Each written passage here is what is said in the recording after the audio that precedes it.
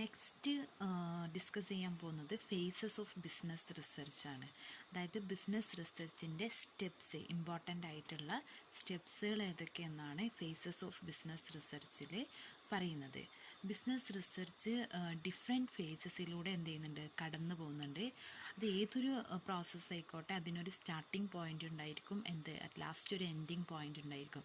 ആ starting point മുതൽ end point എത്തുന്നത് വരെ ഡിഫറെൻറ്റ് ഫേസസിലൂടെ എന്ത് ചെയ്യണം, കടന്നു പോകണം. അതേപോലെ തന്നെ റിസർച്ചിനെ, അതായത് പ്രോബ്ലം കണ്ടെത്തിയിട്ട് പ്രോബ്ലം കണ്ടെത്തിയിട്ട് അതിൻ്റെ സൊല്യൂഷൻ കണ്ടെത്തുന്നത് വരെ എന്ത് ചെയ്യണം, റിസർച്ചർ ഡിഫറെൻറ്റ് ഫേസസിലൂടെ കടന്നു പോകണം.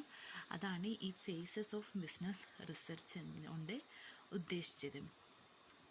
അതിൽ ഈ ബിസിനസ് റിസർച്ച് കണ്ടക്ട് ചെയ്യുന്നത് വെച്ചാൽ മെയിനായിട്ട് for the purpose of decision making, അതായത് മാനേജ്മെൻറ്റിന് ഡിസിഷൻ മേക്കിങ്ങിന് വേണ്ടിയിട്ടാണ് ഈ ബിസിനസ് റിസർച്ച് മെയിനായിട്ട് കണ്ടക്ട് ചെയ്യുന്നത്. അപ്പോൾ നമുക്ക് ഫേസസിലോട്ട് കടക്കാം. ഫേസസ് ഓഫ് ബിസിനസ് റിസർച്ച് പ്രധാനമായിട്ടും 6 ഫേസസ് ആണ് ബിസിനസ് റിസർച്ചിനുള്ളത്. ഈ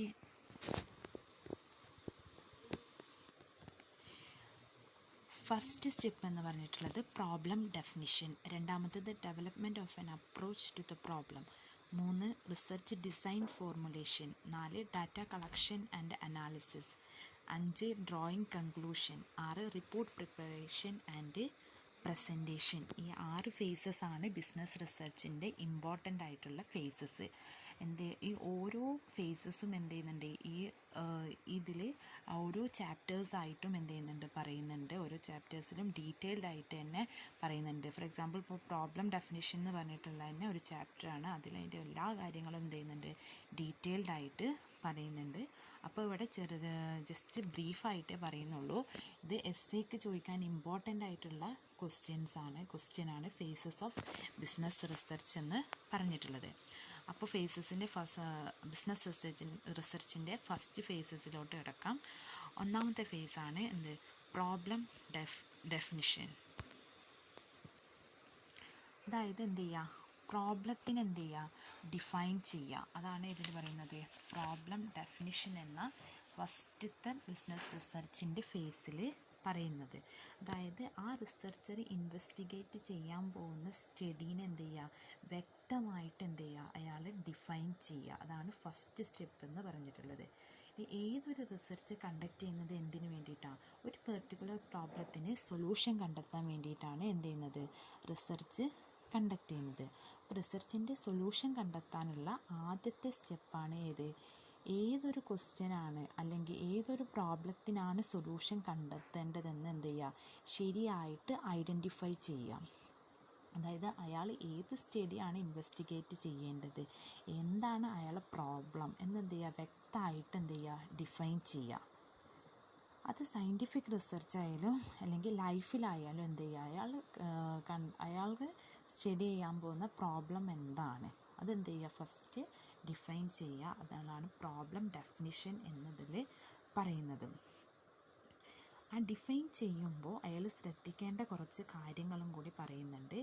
അതിൽ ഒന്നാമത്തെ പർപ്പസ് ഓഫ് ദ സ്റ്റഡി, അതായത് അയാൾ ഇൻവെസ്റ്റിഗേറ്റ് ചെയ്യാൻ പോകുന്ന സ്റ്റഡീൻ്റെ പർപ്പസ് എന്താണ്, അതിൻ്റെ റെലവൻസി, അതായത് അത് സൊസൈറ്റി അല്ലെങ്കിൽ അത് ആ കമ്പനിയിൽ അതിൻ്റെ റെലവൻസ്, അതായത് അതിൻ്റെ ഇമ്പോർട്ടൻസ് എത്രത്തോളം ഉണ്ട്, അയാൾക്ക് എവിടെ നിന്നൊക്കെ ആ ഡാറ്റ കിട്ടും, അത് ഡിസിഷൻ മേക്കിങ്ങിൽ എങ്ങനെ അതിനെ ഹെൽപ്ഫുള്ളാക്കാം, എങ്ങനെ അതിനെ ഹെൽപ്പ് ചെയ്യുന്നുണ്ട്, മാനേജ്മെൻറ്റിൻ്റെ ഡിസിഷൻ മേക്കിങ്ങിൽ ഇത് എങ്ങനെ ഹെൽപ്പ് ചെയ്യുന്നുണ്ട്, അയാൾക്കത് സ്റ്റഡി ചെയ്യാൻ പറ്റുമോ എന്നുള്ള കാര്യങ്ങളൊക്കെ നോക്കുക. പിന്നെ എന്ത് ചെയ്യുക, പ്രീവിയസ് ആൾക്കാർ നടത്തിയിട്ടുള്ള സ്റ്റഡി എന്ത് ചെയ്യുക, റിവ്യൂ ഓഫ് ലിറ്ററേച്ചർ അയാൾ വായിക്കുക, അങ്ങോട്ട് വായിച്ച് മനസ്സിലാക്കിയിട്ട് അവരുടെ ആ പ്രോബ്ലത്തിൻ്റെ ഫൈൻഡിങ്സ് ആൻഡ് സൊല്യൂഷൻസ് എന്തൊക്കെയാണ്, അവർ കണ്ടെത്തിയത് എന്തൊക്കെയാണെന്നുള്ളതൊക്കെ മനസ്സിലാക്കിയിട്ട് അയാൾക്ക് ചെയ്യാൻ പറ്റും എന്നുണ്ടെങ്കിൽ ഉറപ്പുള്ള ആ പ്രോബ്ലം എന്ത് ചെയ്യുക, അയാൾക്ക് ആ റിസർച്ച് ലാസ്റ്റ് വരെ ചെയ്യാൻ പറ്റുന്നുണ്ടെങ്കിൽ മാത്രം എന്ത് ചെയ്യുക, ആ പ്രോബ്ലത്തിന് അയാൾ എന്ത് ചെയ്യുക, വ്യക്തമായിട്ട് എന്ത് ചെയ്യുക,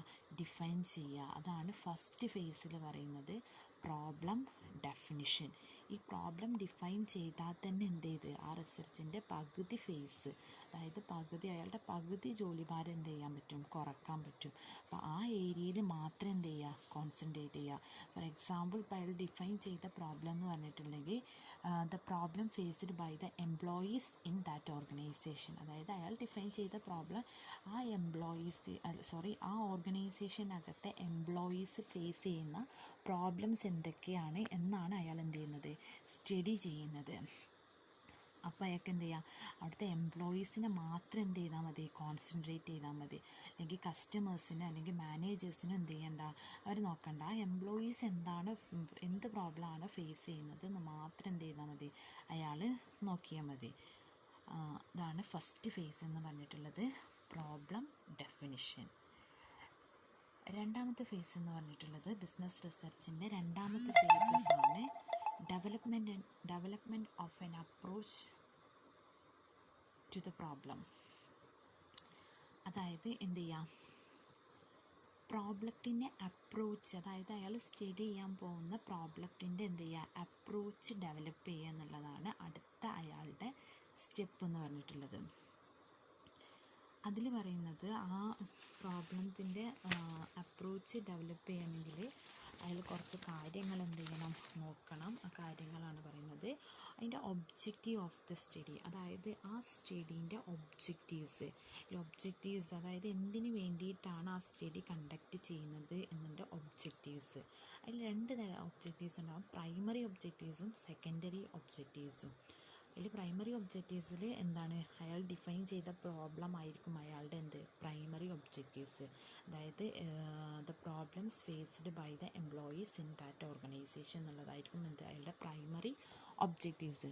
സെക്കൻഡറി ഒബ്ജക്റ്റീവ്സ് എന്ന് പറഞ്ഞാൽ study the management and employee relationship. അതായത് ആ ഓർഗനൈസേഷനിലെ മാനേജറും എംപ്ലോയീസും തമ്മിലുള്ള റിലേഷൻഷിപ്പ് എങ്ങനെയാണ്, അതും കൂടെ എന്ത് ചെയ്യുന്നുണ്ട്, ഈ പ്രൈമറി ഒബ്ജക്റ്റീവ്സിൻ്റെ പ്രോബ്ലം സോൾവ് ചെയ്യാൻ എന്ത് ചെയ്യുന്നുണ്ട്, ഹെൽപ്പ് ചെയ്യുന്നുണ്ട്. അങ്ങനെ എന്ത് ചെയ്യുക, ഒബ്ജക്റ്റീവ്സ് എന്ത് ചെയ്യുക, ഡിഫൈൻ ചെയ്യുക. ഒബ്ജക്റ്റീവ്സ് ഡിഫൈൻ ചെയ്യാം. പിന്നെ അതിൻ്റെ സ്കോപ്പ് ഓഫ് ദി സ്റ്റഡി, അതായത് ഏത് ഏരിയയിലാണ് അയാൾ സ്റ്റഡി ചെയ്യുന്നത്. സ്കോപ്പ് ഓഫ് ദി സ്റ്റഡി എന്ന് പറഞ്ഞാൽ ഏരിയ ഓഫ് ദി സ്റ്റഡി, ഏത് ഏരിയയിലാണ് അയാൾ എന്ത് ചെയ്യുന്നത്, സ്റ്റഡി ചെയ്യുന്നത് എന്നാണ് പറയുന്നത്. ദെൻ അതിൻ്റെ ഇമ്പോർട്ടൻസ്, അതായത് സൊസൈറ്റിയിൽ അല്ലെങ്കിൽ ആ കമ്പനിയിൽ അതിൻ്റെ ആവശ്യകത, അതായത് ആ സ്റ്റഡീൻ്റെ ആവശ്യകത എത്രത്തോളമാണ്, അതിൻ്റെ ഇമ്പോർട്ടൻസ് എത്രത്തോളം ഉണ്ട് എന്നൊക്കെ എന്ത് ചെയ്യുക, സ്റ്റഡി ചെയ്യാണ് ഇതിൽ പറഞ്ഞിട്ടുള്ളത്. Development of an approach to the problem. ഇതാണ് രണ്ടാമത്തെ ഫേസ് എന്ന് പറയുന്നത്. അതായത് പ്രോബ്ലത്തിന് എന്ത് ചെയ്യുക, അപ്രോച്ച് ഡെവലപ്പ് ചെയ്യുക, അതിൻ്റെ ഒബ്ജക്റ്റീവ്സ് നോക്കുക, സ്കോപ്പ്, നീഡ് ആൻഡ് ഇമ്പോർട്ടൻസ് എന്നീ കാര്യങ്ങളൊക്കെ നോക്കിയിട്ട് എന്ത് ചെയ്യുക, ആ പ്രോബ്ലത്തിനൊരു അപ്രോച്ച് ഡെവലപ്പ് ചെയ്യുക. ഇതാണ് സെക്കൻഡ് ഫേസ് എന്ന് പറഞ്ഞിട്ടുള്ളത്. ദെൻ മൂന്നാമത്തെ ഫേസ് എന്ന് പറഞ്ഞിട്ടുള്ളത് research design formulation or planning of research design.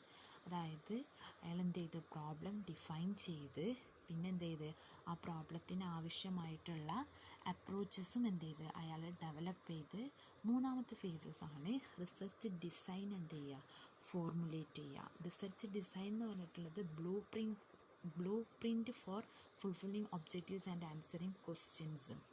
അതായത് ബ്ലൂ പ്രിൻറ്റ് ഓഫ് ദ റിസർച്ചാണ് എന്ത് പറഞ്ഞിട്ടുള്ളത്, റിസർച്ച് ഡിസൈൻ എന്ന് പറഞ്ഞിട്ടുള്ളത്. It's a basic framework which provide guideline for the rest of the research process. അതായത് ബേസിക് ആയിട്ടുള്ള ഒരു ഫ്രെയിം വർക്കാണ് ഈ റിസർച്ച് ഡിസൈൻ എന്ന് പറഞ്ഞിട്ടുള്ളത്. ഈ റിസർച്ച് ഡിസൈൻ എന്ത് ചെയ്യുന്നുണ്ടല്ലോ, ബാക്കിയുള്ള ഇനി അടുത്ത നെക്സ്റ്റ് സ്റ്റെപ്പിലോട്ടുള്ള എല്ലാത്തിൻ്റെയും ബേസായിട്ട് എന്താണ് ഉപയോഗിക്കുന്നത്, ഈ റിസർച്ച് ഡിസൈനാണ് ഉപയോഗിക്കുന്നത്. അപ്പോൾ റിസർച്ച് ഡിസൈൻ എന്ത് ചെയ്യണം, നല്ല കെയർഫുള്ളായിട്ട് എന്ത് ചെയ്യണം, അത് ഫോർമുലേറ്റ് ചെയ്യണം. അതിൽ ആ റിസർച്ച് ഡിസൈനിൽ അതിൻ്റെ ടൈപ്പ് ഓഫ് റിസർച്ച്, ഏത് ടൈപ്പ് റിസർച്ചാണ് ഉപയോഗിക്കുന്നത്, ഡിസ്ക്രിപ്റ്റീവ് റിസർച്ചാണോ അല്ലെങ്കിൽ വേറെ ഏതെങ്കിലും റിസർച്ചാണ് യൂസ് ചെയ്യുന്നത്, അതിൻ്റെ പീരിയഡ് ഓഫ് ദ സ്റ്റഡി, ഏത് പീരിയഡിലാണ് അതെന്ത് ചെയ്യുന്നത്, സ്റ്റഡി ചെയ്യുന്നത്, അതിൻ്റെ കോസ്റ്റ്, അതായത് ആ സ്റ്റഡി കണ്ടക്ട് ചെയ്യാൻ കമ്പനി അല്ലെങ്കിൽ ഓർഗനൈസേഷൻ അല്ലെങ്കിൽ ഏതെങ്കിലും ഗവൺമെൻറ് ആയിക്കോട്ടെ, അത് എത്ര കോസ്റ്റാണ് അയാൾക്ക് അലോ ചെയ്തിട്ടുള്ളത് എന്നൊക്കെ നോക്കുക. അല്ലെങ്കിൽ സാമ്പിൾ സൈസ്, അയാൾ എത്ര സാമ്പിളാണ് എടുക്കുന്നത്, എത്ര ആൾക്കാരെയാണ് എന്ത് ചെയ്യുന്നത് അയാൾ പഠിക്കുന്നത്, എത്ര ആൾക്കാരിൽ നിന്നാണ് എന്ത് ചെയ്യുന്നത് അയാൾ ഡാറ്റ കളക്ട് ചെയ്യുന്നത് എന്നൊക്കെ എന്ത് ചെയ്യുക ഈ റിസർച്ച് ഡിസൈനിൽ എന്ത് ചെയ്തിട്ടുണ്ടായിരിക്കും, പറഞ്ഞിട്ടുണ്ടായിരിക്കും. അതാണ് റിസർച്ച് ഡിസൈൻ ഫോർമുലേഷൻ എന്ന് പറഞ്ഞിട്ടുള്ളത്. പിന്നെ സോഴ്സ് ഓഫ് ഇൻഫർമേഷൻ, അതായത് അയാൾ പ്രൈമറി സോഴ്സ് നിന്നാണോ സെക്കൻഡറി സോഴ്സ് നിന്നാണോ ഡാറ്റ കളക്ട് ചെയ്യുന്നത്, അയാൾ യൂസ് ചെയ്യുന്ന methods or techniques, sampling methodology എന്നുള്ള എല്ലാ കാര്യങ്ങളും എന്തുണ്ടായിരിക്കും ഈ research design formulation or planning of the research design എന്ന് പറഞ്ഞിട്ടുള്ള ഫേസസിലുണ്ടായിരിക്കും.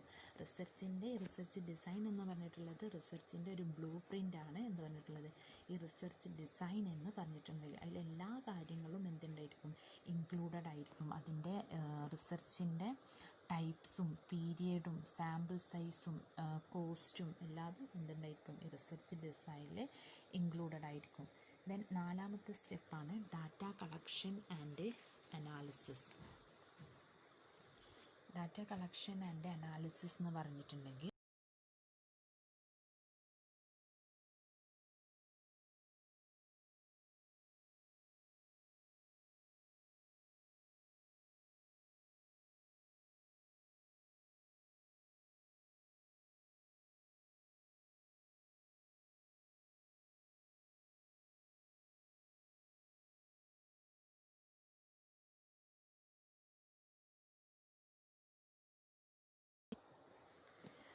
അങ്ങനെ റിസർച്ചർ എന്ത് ചെയ്ത് റിസർച്ചർ എന്ത് ചെയ്ത് റിസർച്ച് ഡിസൈൻ പ്രിപ്പയർ ചെയ്ത് അടുത്ത സ്റ്റെപ്പ് എന്ന് പറഞ്ഞിട്ടുള്ളത് അയാളുടെ സ്റ്റഡിക്ക് ആവശ്യമായിട്ടുള്ള ഇൻഫർമേഷൻ എന്ത് ചെയ്യുക കളക്ട് ചെയ്യുക. അതിനാണ് ഡാറ്റ കളക്ഷൻ എന്ന് പറയുന്നത്. അതിൽ this step is also called field work. അതായത് ഈ സ്റ്റെപ്പ് തന്നെ എന്ത് പറയുന്നുണ്ട് ഫീൽഡ് വർക്ക് എന്ന് പറയുന്നുണ്ട്. കാരണം എന്താ ഇതുവരെ കഴിഞ്ഞ 3 സ്റ്റെപ്പും എന്താ പറഞ്ഞിട്ടുള്ളത് അതിൽ ശരിയായിട്ട് ഫീൽഡിലോട്ട് അയാൾ എന്ത് ചെയ്യുന്നില്ല ഇറങ്ങുന്നില്ല. ഇവിടെയാണ് എന്ത് ചെയ്യുന്നത് ശരിയായിട്ടുള്ള ഫീൽഡിലോട്ട് അയാൾ ഇറങ്ങുന്നത്, ഡാറ്റ കളക്ട് ചെയ്യാൻ വേണ്ടിയിട്ട് ആൾക്കാരിലേക്ക് പോകുന്നത്, അതായത് ആൾക്കാരോട് ചോദിച്ച് മനസ്സിലാക്കുന്നത് ഈ ഒരു സ്റ്റെപ്പ് വഴിയാണ്, ഡാറ്റ കളക്ഷൻ വഴിയാണ്. Data can be collected through observation, survey or experiment. അതായത് ഡാറ്റ എന്ത് ചെയ്യാം 2 സോഴ്സസാണ് ഡാറ്റ കളക്ട് ചെയ്യാൻ പ്രധാനമായിട്ടും ഉള്ളത്, പ്രൈമറി സോഴ്സസും സെക്കൻഡറി സോഴ്സസും. പ്രൈമറി സോഴ്സസ് എന്ന് പറഞ്ഞിട്ടുണ്ടെങ്കിൽ ഇൻ്റർവ്യൂസ്, ക്വസ്റ്റ്യനെയേഴ്സ്, ഷെഡ്യൂൾസ്, ഒബ്സർവേഷൻസ് എന്നിവയൊക്കെ ആയിരിക്കും എന്ത് ചെയ്യുക പ്രൈമറി സോഴ്സിൽ വരുന്നത്. അതായത് ഡാറ്റ എന്ത് ചെയ്യുക ആദ്യമായിട്ട് കളക്ട് ചെയ്യുക, ഒരാളോട് ചോദിച്ച് എന്ത് ചെയ്യുക ഇൻ്റർവ്യൂ ചെയ്തിട്ട് മനസ്സിലാക്കുക, അല്ലെങ്കിൽ ക്വസ്റ്റ്യനെയർ കൊടുത്തിട്ട് ഡാറ്റ കളക്ട് ചെയ്യുക. ഈ സെക്കൻഡറി സോഴ്സ് എന്ന് പറഞ്ഞിട്ടുണ്ടെങ്കിൽ ഓൾറെഡി പബ്ലിഷ് ചെയ്തിട്ടുള്ള സോഴ്സിൽ നിന്ന് എന്ത് ചെയ്യുക ഡാറ്റ കളക്ട് ചെയ്യുക. ഫോർ എക്സാമ്പിൾ ന്യൂസ് പേപ്പറിൽ നിന്ന് ഡാറ്റ കളക്ട് ചെയ്യുക, ജേർണൽസ്, മാഗസിൻസ്, വെബ്സൈറ്റ്സ് എന്നിവന്നൊക്കെ എന്ത് ചെയ്യുക ഡാറ്റ കളക്ട് ചെയ്യുന്നത് പറഞ്ഞാണ് സെക്കൻഡറി സോഴ്സസ് എന്ന് പറഞ്ഞിട്ടുള്ളത്. അപ്പോൾ പ്രൈമറി സോഴ്സിൽ നിന്നും സെക്കൻഡറി സോഴ്സിൽ നിന്നും എന്ത് ചെയ്യുക ഡാറ്റ കളക്ട് ചെയ്യാം. അതാണ് ഡാറ്റ കളക്ഷൻ എന്ന് പറഞ്ഞിട്ടുള്ളത്, എന്നുകൊണ്ട് ഉദ്ദേശിച്ചത്. ഈ കളക്ട് ചെയ്ത ഡാറ്റ എന്ത് ചെയ്യണം അടുത്തതായിട്ട് അനലൈസ് ചെയ്യണം. അതായത് അയാളുടെ റിസർച്ചിന് യൂസ്ഫുൾ ആയിട്ടുള്ള രീതിയിൽ എന്ത് ചെയ്യണം കളക്ട് ചെയ്ത ഡാറ്റയെ അടുത്തതായിട്ട് അനലൈസ് ചെയ്യണം. ഡാറ്റ എന്ന് പറയുന്നത് എന്താ ഒരു സെറ്റ് ഓഫ് നമ്പേഴ്സ് ആകാം, ഒബ്സർവേഷൻസ് ആകാം. അതായത് അയാളുടെ കളക്ട് ചെയ്ത ഡാറ്റ എന്നുള്ളത് നമ്പേഴ്സ് ആയിരിക്കാം, അല്ലെങ്കിൽ ഓരോരുത്തരുടെ ഒബ്സർവേഷൻസ് അതായിരിക്കാം. ഇതിനൊരു മീനിങ് ഉണ്ടാക്കിയെടുക്കുന്നതാണ് എന്ത് ചെയ്യുന്നത് ഈ അനാലിസിസിലൂടെ ചെയ്യുന്നത്. അതായത് കളക്ട് ചെയ്ത ഡാറ്റേനെ എന്ത് ചെയ്യുക ഒരു മീനിങ് ഫുൾ ആക്കുകയാണ് ഈ ഡാറ്റ അനാലിസിസിലൂടെ ചെയ്യുന്നത്. റോ ഡാറ്റ എന്ത് ചെയ്യുക കാറ്റഗറൈസ് ചെയ്യാം, അതിന് പല കോഡിങ് കൊടുക്കാം. അതായത് ഡാറ്റേനെ എന്ത് ചെയ്യുക കാറ്റഗറൈസ് ചെയ്തിട്ട് അല്ലെങ്കിൽ കളക്ട് ചെയ്ത ഡാറ്റയെ കാറ്റഗറൈസ് ചെയ്യുക, അതിന് പല കോഡിങ് കൊടുക്കാം. ഇപ്പോൾ ഫോർ എക്സാമ്പിൾ പറയുമെങ്കിൽ കസ്റ്റമർ സാറ്റിസ്ഫാക്ഷനാണ് എന്ത് നമ്മളിപ്പോൾ സ്റ്റഡി ചെയ്യുന്നത്. അപ്പം അതിന് പല അഭിപ്രായങ്ങളുണ്ടായിരിക്കാം. ആ അഭിപ്രായങ്ങളൊക്കെ എന്ത് ചെയ്യുക 1, 2, 3, 4 എന്ന് പറഞ്ഞിട്ട് എന്ത് ചെയ്യാം റാങ്ക് കൊടുക്കാം. 1, 2, 3, 4 അങ്ങനെ പറഞ്ഞിട്ട് എന്ത് ചെയ്യാം റാങ്ക് കൊടുക്കാം. ഇതിലാണ് അങ്ങനെ ഡാറ്റ അനലൈസ് ചെയ്യുന്നതിൽ അതിന്ന് ആദ്യം എന്ത് ചെയ്യുക കാറ്റഗറൈസ് ചെയ്യുക, ഡാറ്റനെ കളക്ട് ചെയ്ത ഡാറ്റേനെ കാറ്റഗറൈസ് ചെയ്യുക, പിന്നെ കോഡിങ് കൊടുക്കുക. അത് സിമ്പിൾസ് ഉപയോഗിച്ചിട്ട് അല്ലെങ്കിൽ ലെറ്റേഴ്സ് ഏതെങ്കിലും ഉപയോഗിച്ചിട്ട് എന്ത് ചെയ്യാം കോഡ് ചെയ്യാം. പിന്നെ എന്ത് ചെയ്യുക, അങ്ങനെ കോഡ് ചെയ്ത് കിട്ടിയ ഡാറ്റയെ പിന്നെ എന്ത് ചെയ്യുക, ടാബുലേറ്റ് ചെയ്യുക. അതായത് കോഡ് ചെയ്ത ഡാറ്റേനെ പിന്നെ ടാബുലേറ്റ് ചെയ്യാം. എറർ വന്ന ഡാറ്റ, അതായത് എന്തെങ്കിലും എറർ ആ ഡാറ്റയിൽ വന്നിട്ടുണ്ടെങ്കിൽ അതിനെന്ത് ചെയ്യാം, എഡിറ്റ് ചെയ്യാം, അതായത് ഇതിനെ ഡിലീറ്റ് ചെയ്യാം. പിന്നെ കിട്ടിയ ഡാറ്റയെ അടുത്തതായിട്ട് കിട്ടിയ, അതായത് അങ്ങനെ ഡിലീറ്റ് ചെയ്തിട്ടുള്ള, അങ്ങനെ ടാബുലേറ്റ് ആയിട്ടുള്ള കിട്ടിയ ഡാറ്റയെ പിന്നെ സ്റ്റാറ്റിസ്റ്റിക്കൽ ടൂൾസ് ഉപയോഗിച്ചിട്ട് അനലൈസ് ചെയ്യാം. ഡാറ്റയെ റെപ്രസെൻ്റ് ചെയ്യാൻ ഏതൊക്കെ statistical tools, pie chart, bar chart use ചെയ്യാം. സ്റ്റാറ്റിസ്റ്റിക്കൽ ടൂൾസ് ഉപയോഗിച്ചിട്ട് കളക്ട് ചെയ്ത ഡാറ്റയെ എന്ത് ചെയ്യുക, അതായത് ടേബുലേറ്റ് ചെയ്ത ഡാറ്റയെ അനലൈസ് ചെയ്യാം. ഇതാണ് ഡാറ്റ കളക്ഷൻ ആൻഡ് അനാലിസിസിൽ പറയുന്നത്. നെക്സ്റ്റ് ഫേസസ് ആണ് ഡ്രോയിങ് കൺക്ലൂഷൻസ്. അതായത് ഇപ്പോൾ എന്ത് ചെയ്ത്, ആദ്യം റിസർച്ച് എന്താണ് പ്രോബ്ലം എന്ന് ഡിഫൈൻ ചെയ്ത് പിന്നെ അതിനൊരു അപ്രോച്ച് ഡെവലപ്പ് ചെയ്ത് റിസർച്ച് ഡിസൈൻ ഫോർമുലേറ്റ് ചെയ്ത് ആ റിസർച്ചിന് ആവശ്യമായിട്ടുള്ള ഡാറ്റ എന്ത് ചെയ്ത് കളക്ട് ചെയ്ത് ആ ഡാറ്റ എന്ത് ചെയ്ത് അനലൈസ് ചെയ്ത്. അപ്പോൾ അനലൈസ് ചെയ്തതിന് ശേഷം അയാൾ എന്തിട്ടുണ്ടായിരിക്കും, ഒരു കൺക്ലൂഷനിൽ എത്തിച്ചേർന്നിട്ടുണ്ടായിരിക്കും. എന്താണ് അയാൾക്ക് ആ സ്റ്റഡിയിൽ നിന്ന് കിട്ടിയിട്ടുള്ള റിസൾട്ട്, അതിൻ്റെ ആ പ്രോബ്ലത്തിൻ്റെ സൊല്യൂഷൻ എന്താണെന്നുള്ള ഇപ്പോൾ അയാൾക്ക് എന്ത് ചെയ്തിട്ടുണ്ടായിരിക്കും, അയാൾക്ക് കിട്ടിയിട്ടുണ്ടായിരിക്കും.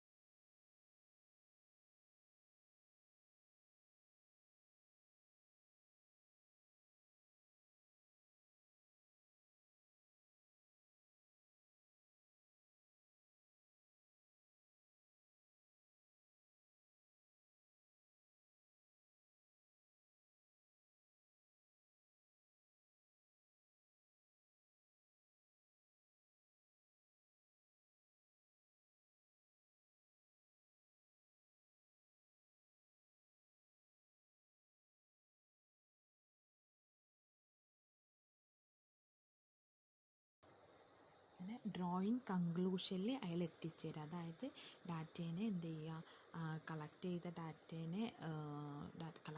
ഡാറ്റേനെ അയാൾ എന്ത് ചെയ്തിട്ടും കാറ്റഗറൈസ് ചെയ്തിട്ടുണ്ടായിരിക്കും. പിന്നെ അതിനെ പല കോഡ് കൊടുത്തിട്ടുണ്ടായിരിക്കും. പിന്നെ അതിനെ ടാബുലേറ്റ് ചെയ്തിട്ട് അതിനെ സ്റ്റാറ്റിസ്റ്റിക്കൽ ടൂൾസ് ഉപയോഗിച്ചിട്ട് അനലൈസ് ചെയ്തിട്ടുണ്ടായിരിക്കും. ആ അനലൈസ് ചെയ്തതിനെ എന്ത് ചെയ്യുക, ഹൈപ്പോത്തിസിസ് ഉപയോഗിച്ചിട്ട് എന്ത് ചെയ്യുക, ടെസ്റ്റ് ചെയ്യുക. ഹൈപ്പോത്തിസിസ് എന്ന് പറഞ്ഞിട്ടുണ്ടെങ്കിൽ it's a tentative statement that can be proven or disproven. അതായത് ഒരു ടെൻറ്റേറ്റീവ് സ്റ്റേറ്റ്മെൻ്റ് ആണ് എന്ത് പറഞ്ഞിട്ടുള്ളത്, ഹൈപ്പോത്തിസിസ്. അതെന്ത് ചെയ്യാം, നമുക്ക് പ്രൂവ് ചെയ്യാൻ പറ്റും, അല്ലെങ്കിൽ എന്ത് ചെയ്യാം, പ്രൂവ് ചെയ്യാതിരിക്കാൻ പറ്റും. അതാണ് ഹൈപ്പോത്തിസിസ്. രണ്ട് തരത്തിലുള്ള ഹൈപ്പോത്തിസിസ് ആണ്, നൾ ഹൈപ്പോത്തിസിസും ആൾട്ടർനേറ്റീവ് ഹൈപ്പോത്തിസിസും. ഡീറ്റെയിൽഡ് ആയിട്ട് തന്നെ പഠിക്കാനുണ്ട്, ജസ്റ്റ് എന്താണെന്നൊന്ന് പറഞ്ഞിട്ടുള്ളൂ. ഈ നൾ ഹൈപ്പോത്തിസിസും ആൾട്ടർനേറ്റീവ് ഹൈപ്പോത്തിസിസ് ഉണ്ടായിരിക്കും. നൾ ഹൈപ്പോത്തിസിസ് ഡിനോട്ട് ചെയ്യുന്നത് H0യും ആൾട്ടർനേറ്റീവ് ഹൈപ്പോത്തിസിസ് ഡിനോട്ട് ചെയ്യുന്നത് H1 എന്നിലും. ടെൻഷൻ ആവേണ്ട, ഡീറ്റെയിൽഡ് ആയിട്ട് പഠിക്കുന്നുണ്ട്.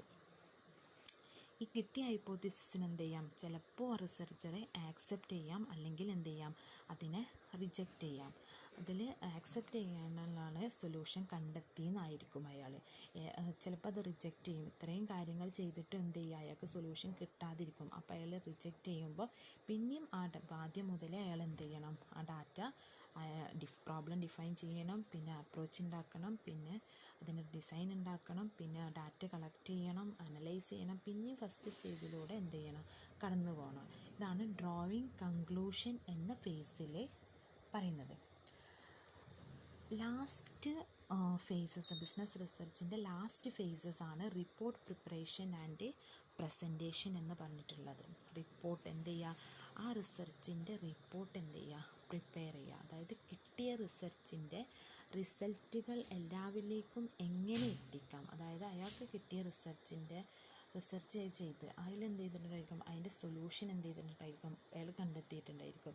ആ റിസൾട്ട് എല്ലാവരിലേക്കും, അതായത് എങ്ങനെ സൊസൈറ്റി, ഗവൺമെൻറ്, കമ്മ്യൂണിറ്റി, അത് എങ്ങനെ അവരിലേക്കൊക്കെ എങ്ങനെ എത്തും, ഉപകാരപ്രദമായ രീതിയിൽ അല്ലെങ്കിൽ മനസ്സിലാക്കുന്ന രീതിയിൽ എങ്ങനെ അവരിലേക്ക് എത്താം, അതെങ്ങനെ അവതരിപ്പിക്കലാണ് എന്നതാണ് എന്ത് ചെയ്യുന്നിട്ടുള്ളത് ഈ റിപ്പോർട്ട് പ്രിപ്പറേഷനിൽ പറയുന്നത്.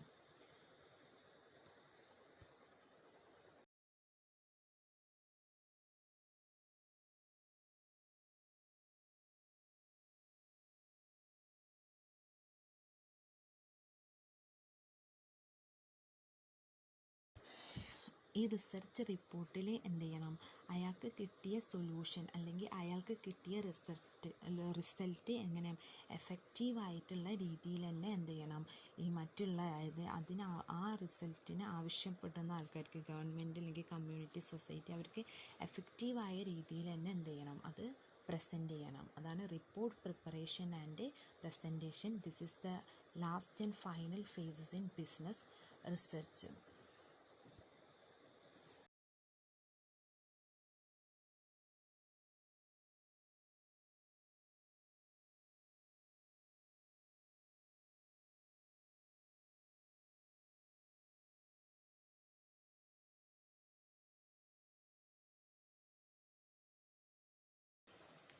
അപ്പോൾ ഇത്രയാണ് ബിസിനസ് റിസർച്ചിൻ്റെ ഫേസസിൽ പറയുന്നത്. 6 ഫേസസ് ആണുള്ളത്. ഇമ്പോർട്ടൻ്റ് ആയിട്ടുള്ള എസ്സേ ചോദിക്കാൻ സാധ്യതയുള്ള, ലോങ് എസ്സേ അല്ലെങ്കിൽ ഷോർട്ട് എസ്സേ ഏതെങ്കിലും ഒന്ന് ചോദിക്കാൻ സാധ്യതയുള്ള ഒരു ക്വസ്റ്റ്യൻസ് ആണ്. അപ്പോൾ ബിസിനസ് റിസർച്ചിന് 6 ഫേസസ് ആണുള്ളത്. ഒന്നാമത്തെ സ്റ്റെപ്പ് എന്ന് വെച്ചാൽ പ്രോബ്ലംസിന് എന്ത് ചെയ്യുക, ഡിഫൈൻ ചെയ്യുക. രണ്ടാമത്തത് ആ പ്രോബ്ലത്തിന് ആവശ്യമായിട്ടുള്ള അപ്രോച്ചസ് എന്ത് ചെയ്യുക, ഡെവലപ്പ് ചെയ്യുക. മൂന്നാമത്തത് റിസർച്ച് ഡിസൈൻ എന്ത് ചെയ്യുക, ഫോർമുലേറ്റ് ചെയ്യുക, അല്ലെങ്കിൽ റിസർച്ച് എന്ത് ചെയ്യുക, പ്ലാൻ ചെയ്യുക. മൂന്നാമത്തെ ഫേസ്. നാലാമത്തെ ഫേസ് എന്ന് പറഞ്ഞിട്ടുണ്ടെങ്കിൽ എന്ത് ചെയ്യുക, ഡാറ്റ കളക്ട് ചെയ്യുക ആൻഡ് പിന്നെ എന്ത് ചെയ്യുക, അനലൈസ് ചെയ്യുക. പിന്നെ ഡാറ്റ കളക്ട് ചെയ്യുക, അനലൈസ് ചെയ്ത ഡാറ്റ എന്ത് ചെയ്യുക, ഡ്രോയിങ് കൺക്ലൂഷനിലോട്ട് എത്തിച്ചേരുക, അതിന് സൊല്യൂഷൻ കണ്ടെത്തുക. ദെൻ അടുത്തത് അതിന് സൊല്യൂഷൻ എന്ത് ചെയ്യുക, റിപ്പോർട്ട് പ്രിപ്പറേഷൻ ആൻഡ് പ്രസൻറ്റേഷൻ. അതായത് അയാൾക്ക് കിട്ടിയ റിസൾട്ട് എന്ത് ചെയ്യുക, മറ്റുള്ളവരിലേക്ക് നല്ല രീതിയിൽ എഫക്റ്റീവായിട്ടുള്ള രീതിയിൽ എന്ത് ചെയ്യുക, പ്രസൻറ്റ് ചെയ്യുക. ഇതാണ് ബിസിനസ് റിസർച്ചിൻ്റെ 6 ഫേസസ്. Thank you.